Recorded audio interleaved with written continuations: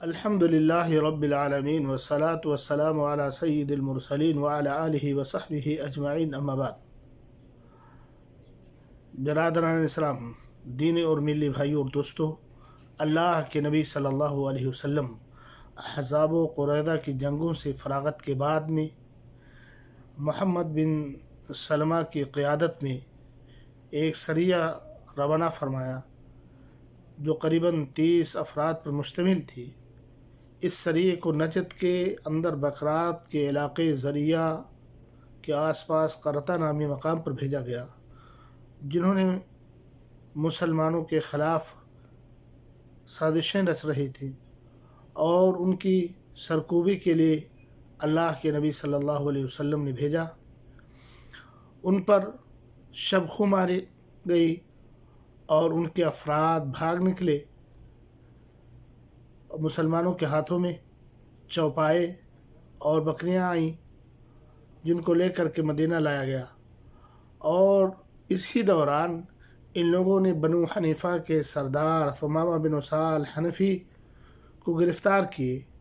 اور گرفتار کرنے کے بعد میں انہیں مسجد نبوی کے کھمبے میں باندھ دیا گیا۔ اللہ کے نبی صلی اللہ علیہ وسلم تشریف لائے، اور اللہ کے نبی صلی اللہ علیہ وسلم نے ثمامہ بن اسال سے فرمایا کہ ثمامہ، تمہارے اندر کیا چیز ہے؟ تو وہ فرماتے ہیں کہ ہمارے اندر خیر ہے، اور کہتے ہیں کہ ان تقتل تقتل ذا دم وان تنعم تنعم علی شاکر، کہ اگر تم ہمیں قتل کر دیتے ہو تو میں اس کا مستحق ہوں، اور اگر تم احسان کرتے ہو، آزاد کر دیتے ہو، تو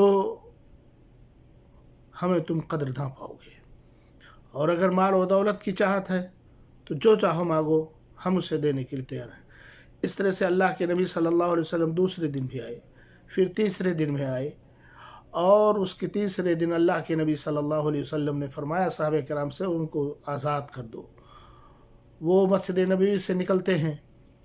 اور مدینے کے قریب ایک باغ میں جا کر کے غسل کرتے ہیں، اور واپس آتے ہیں اور کہتے ہیں اشہد اللہ الہ الا اللہ و اشہد ان محمدًا عبدہ و رسولہ،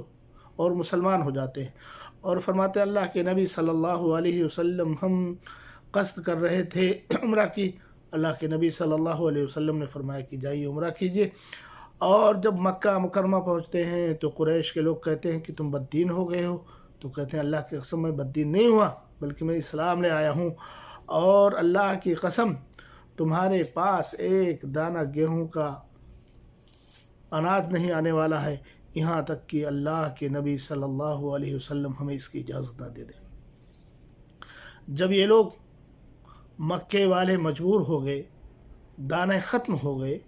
تو انہوں نے اللہ کے نبی صلی اللہ علیہ وسلم کے پاس قرابت داری کا واسطہ دے کر کے بھیجا کہ احسان کیجیے۔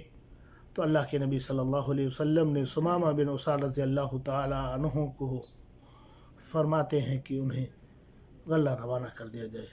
تو اس طرح سے میرے بھائیوں اور دوستو، ہمیں اور آپ کو درس ملتا ہے کہ ہمیں اللہ کے نبی صلی اللہ علیہ وسلم کی سیرت کو پڑھیں اور سمجھیں، اور ان کی حکمتوں اور دانائیوں کو دیکھیں، جانچیں، پرکھیں۔ اللہ رب العالمین ہمیں اس کی توفیق عطا فرمائے، اور اللہ کے نبی صلی اللہ علیہ وسلم کی سیرت کو ہم اپنے اندر پرونے کی کوشش کریں۔ آمین۔ وآخر دعوانا الحمدللہ رب العالمین۔